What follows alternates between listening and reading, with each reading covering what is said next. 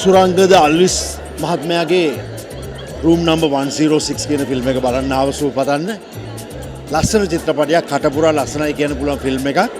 මම හිතනවා මේ සම්මාන උළෙලල් වලදී අවධානයට ලක් වෙන ෆිල්ම් එකක් වෙයි කියලා මේ ෆිල්ම් එක. හොඳ තිරනාටකයක්, හොඳ අධ්‍යක්ෂණයක්. මේ 2021 වසරේ ලංකාවේ එක්තරා කාමරයක කාමරංක 106 කියන කාමරේ වුණු සිද්ධියක්. ඒ කාමරේ වුණු සිද්ධිය දන්නේ ඒ කපල් එක විතරයි.